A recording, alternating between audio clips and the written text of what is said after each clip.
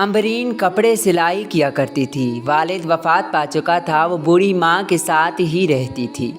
वालिद की वफ़ात के बाद घर में कमाने वाला और कोई मर्द तो था नहीं, इसीलिए माँ बेटी बेचारी बड़ी मुश्किल से घर का गुजारा चला रही थी। फ़ातिमा जो कपड़े सिलाई करती, उनकी सिलाई के जो पैसे उसे मिलते वो उनसे घर का सौदा सरफ ले लेती थी। अमरीन को माँ कहती, बेटा अच्छे अच्छे कपड़े सिला करो ताकि लोग तुम्हारे पास आएं और कुछ पैसे दें जिनसे हमारे घर का गुजारा अच्छे से चला करे। बेटी देख रही हो तुम्हारा बाप जब से फौत हुआ है, घर के हालात बहुत माड़े हैं। अब हम क्या करेंगे अगर ये निज़ाम भी ना चला। इसीलिए तुम अच्छे कपड़े सिला करो ताकि लोग तुम्हारे पास आएँ, तुम्हारी तारीफ़ करें और तुमसे ही कपड़े सिलवाया करें।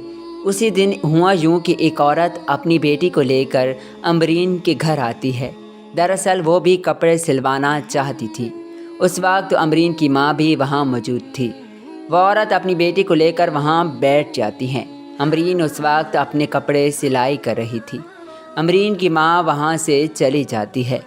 वह औरत अमरीन को कहती है, आपका बहुत सुना है कि आप बहुत अच्छे कपड़े सिलाई करती हैं, इसीलिए मेरी बेटी ने ज़िद की कि आपके पास जाएं और कपड़े सिलवा कर लाएं। आपकी तारीफ़ें तो बहुत सुनी हैं, आप जितनी सिलाई लेंगी मुझे मंजूर है, लेकिन मेरी बेटी के कपड़े बहुत अच्छे होने चाहिए। देखो बेटी, ये जिस तरह हिजाब में है इसी तरह का कोई अच्छा सा सूट सिल कर देना, क्योंकि हमारे यहाँ ये रिवाज नहीं कि आधे आधे कपड़े पहने जाएँ। अचानक अमरीन कहने लगती है, आंटी आप क्या बात करती हैं? आपको किसने कहा है कि मैं इस तरह के कपड़े सिलाई करती हूँ? यह आपकी गलत फहमी है।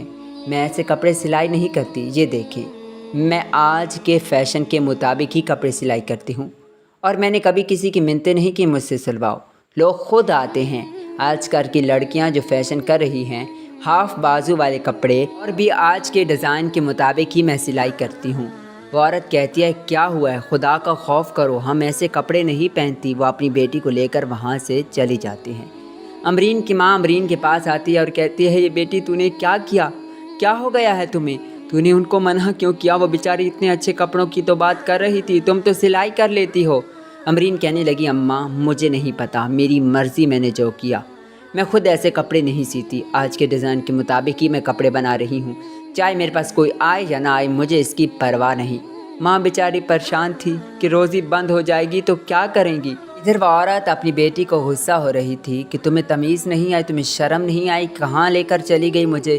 वो लड़की कितनी बदतमीज़ है, कैसे वो मुँह फट कर कह रही थी। उसे ज़रा भी शर्म महसूस नहीं हुई कि अच्छी लड़कियाँ ऐसे कपड़े नहीं पहनती। मगर अमरीन को इस बात से कोई फ़र्क नहीं पड़ता था। वो अपने कपड़े सिलाई कर ही रही थी कि अचानक उसे एक फ़ोन आता है। वो जल्दी से फ़ोन पे बात करने लगती है और कहने लगती है, मैंने अपने कपड़े रेडी कर लिए हैं, मैं पार्टी के लिए बिल्कुल तैयार हूँ। अमरीन उसी वक्त खुशी खुशी अपने कपड़े उठाती है जो उसने सिलाई किए थे और जल्दी से कमरे में रेडी होने के लिए चली जाती है। जब वो कमरे से बाहर निकलती है तो उसकी हालत बिल्कुल एक बेहया लड़की की तरह थी, यानी कि वो बहुत बुरी तरह तैयार हुई थी। उसने हाफ बाजू वाले कपड़े पहने, बहुत सारा मेकअप किया और सर पर दुपट्टा भी नहीं किया, और जो उसने ड्रेस पहना था वो भी बहुत गंदा था। इसीलिए जब उसकी माँ देखती है तो कहती है, बेटी ये किस हालत में तुम बाहर जा रही हो, तुम्हें शर्म आनी चाहिए। लेकिन वो माँ की एक नहीं सुनती। माँ कहती है, दुपट्टा भी नहीं किया, हाफ बाजू वाले कपड़े पहने हैं और वो भी इतने फिटिंग वाले, इसको शर्म आनी चाहिए। लेकिन वो इस तरह जा रही थी जैसे कि उसे कोई नदामत ही ना हो। वो अपना एटीट्यूड बनाकर गली से गुज़र रही थी। उसी दौरान वही औरत जो उसके घर कुछ दिन पहले गई थी, अपनी बेटी के साथ गुज़र रही थी। अमरीन रुक जाती है और कहती है, मुझे घूर कर क्यों देख रही हो तुम? यही मेरे कपड़े हैं, देखो ये मेरे इस तरह के कपड़े होते हैं, अगर सिलवाने हैं तो सिलवा लेना।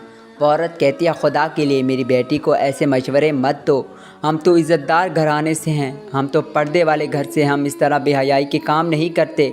तुम खुद तो बेहया हो चुकी हो, मेरी बेटी को भी बर्बाद कर रही हो। तुमसे कौन पागल है जो कपड़े सिलवाएगा? जो लोग सिलवाएंगे वो तबाही की तरफ जाएंगे। ऐसे कपड़े लड़कियां तो नहीं पहनती। लेकिन उस लड़की को, उस औरत की बेटी को अमरीन का फ़ैशन पसंद आ गया। वो कहने लगी, मैं कितनी बुरी लग रही हूँ, क्योंकि उसके दिल में बेहयाई उतर चुकी थी। माँ कहती है, रुक क्यों गई? वो माँ को सारी बात बताती है کہ اماں تو نے مجھے اس طرح بنایا ہوا ہے، میرا حلیہ دیکھو اور اس کا حلیہ دیکھو، وہ کتنی پیاری لگ رہی ہے۔ ماں کو غصہ آتا ہے اور وہ اس کے منہ پہ تھپڑ مارتی ہے کہ دفع ہو جاؤ گھر، آئندہ کے بعد ایسی بات نہ کرنا۔ لیکن اب اس لڑکی کے دل میں بے حیائی اتر چکی تھی، وہ امرین کی لگائی آگ پہ چل اٹھی تھی۔ وہ ماں کو کہنے لگی میں گھر چھوڑ کر جا رہی ہوں، تو نے تو میری حالت فقیروں جیسی بنا دی ہے، میری طرف تو کوئی دیکھتا بھی نہیں ہے، میری حالت لگتی ہے کہ کہیں سے میں خوبصورت لڑکی ہوں۔ وہ گھر چھوڑ کر چلی جاتی ہے، ماں اسے روکتی ہے، خدا کے لیے بیٹا رک جاؤ۔ وہ کہنے لگی اگر آپ اسی درزن سے میرے کپڑے سلوائیں گی اور ویسے ہی میں فیشن کروں گی تب ہی میں گھر واپس آؤں گی۔ امرین خود تو بے حیائی کی طرف راغب ہو چکی تھی، لیکن اس نے دوسری لڑکیوں کو بھی بے حیائی کی دعوت دے دی تھی۔ وہ عورت بہت پریشان تھی، جوان بیٹی گھر سے ناراض ہو کر چلی گئی تھی۔ اللہ تعالیٰ کسی کی اولاد کو نافرمان نہ کرے، ماں باپ بیچارے ان کی ضد کے آگے گھٹنے ٹیک ہی دیتے ہیں۔ جوان بیٹی تھی، ماں پریشان ہوئی، کپڑوں کا شاپر اٹھایا اور بیٹی کو ڈھونڈنے کے لیے گھر سے نکل پڑی۔ جہاں اس کی بیٹی نے سر سے دوپٹہ بھی کبھی نہیں اتارا تھا، آج اس امرین کی بے حیائی کی دعوت نے اسے بے حیا بنا دیا تھا۔ وہ ناراض بیٹھی رو رہی تھی۔ ماں کہنے لگی ٹھیک ہے منحوس، جیسا تم کہتی ہو میں ویسا کروں گی، تو نے آخر کار بے حیائی اپنا ہی لی ہے، میں کیا کروں، تو نے تو سمجھنی ہے ہی نہیں میری بات۔ اس عورت کی بیٹی خوشی خوشی ماں کو ساتھ لے کر امرین کے گھر چلی جاتی ہے تاکہ وہ بھی اپنے کپڑے اسی طرح سے سلوائے اور اسی طرح کا فیشن کرے۔ اس وقت امرین کسی سے فون پر بات کر رہی تھی۔ عزت دار گھرانے کے لوگ تو اس کے پاس نہیں جاتے، جو کہ بے حیا لوگ تھے، جو ناچ گانے کو پسند کرتے تھے، وہی اس کے پاس کپڑے سلوانے کے لیے جاتے تھے۔ وہ لڑکی بھی گئی اپنی ماں کو ساتھ لے کر۔ امرین کہنے لگی اچھا تو آ گئی تم آخر کار، مجھے پتا تھا تم ضرور آؤ گی، کیونکہ میرا فیشن دیکھ کر بہت ساری لڑکیاں میری طرح ماڈرن بننا چاہتی ہیں اور آخر کار تم بھی بن گئی۔ یہی تو میرا مقصد ہے کہ جیسی میں لگوں ویسی ہی ساری لڑکیاں لگیں۔ یہ بات جو اس نے کہی تھی وہ بہت غلط تھی۔ وہ خود تو بے حیا بن چکی تھی، لیکن وہ گناہ کا ذریعہ بھی بن چکی تھی۔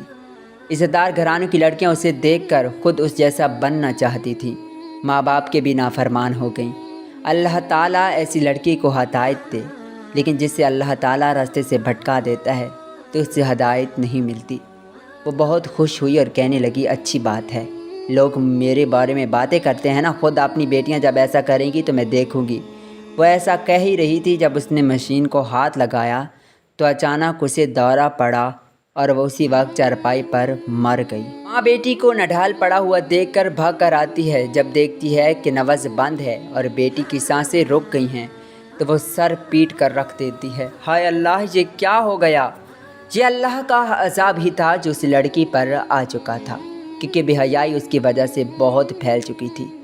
کتنی عزت دار گھرانوں کی بیٹیاں اسے دیکھ کر بے حیا بن چکی تھیں۔ اس کے مرنے کے 15 دن بعد ماں کو ایک بھیانک خواب آتا ہے کہ اس کی بیٹی آگ میں جل رہی ہے۔ جی دوستوں، جو دنیا کی لذت میں لگ جاتا ہے اللہ تعالیٰ اس کے لیے ایسے ہی عذاب نازل فرماتا ہے، وہ آخرت کو تباہ کر دیتا ہے۔ اللہ تعالیٰ سب کو ہدایت دے، آمین۔